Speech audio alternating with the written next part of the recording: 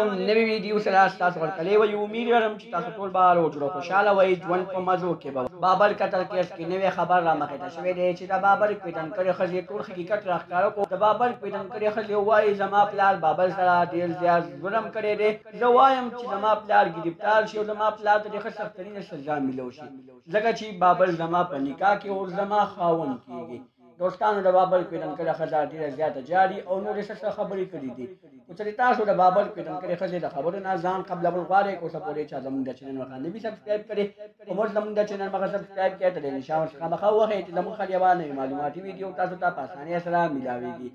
د بابر پیټن کړې ښځې ډېره زیاته جاري وایي زما پلار بابر سره ډېر زیات ظلم کړی چې زما پلار بابر اول ډېر بېدارتۍ سره قتل کړو د قتل نه بعد یې نه غوږونه پرې کړل بیا یې نه پوزه وپرې کړله بیا یې نه سترګې وباسلې بیا یې ورته خوله وشلوله او د هغه خوله شلولو نه بعد یې زما پلار په مخ ورته تیزاب واچول بابر ډېر زیات خسته زلمی و خو زما پلار بابر ما ته پرې نه غوښتو او ډېر زیات بېدارتۍ سره یې قتل کړو دوستانو د بابر پیټن کړې ښځې په چغو چغو باندې جاري وایي زما پلار دې پانسي شي زما پلار دې پانسي شي او ښه سخترینه سزا دې ورته میلو شي دا و د بابر د پیټن کړې ښځې نوی بیان که زموږ دا ویډیو خوښه شوي زموږ د چینل مخه سبسکرایب کړئ ته د نشان څخه مخه ووهئ چې زموږ هر یوه نوې معلوماتي ویډیو تاسو ته په اسانۍ سره میلاویږي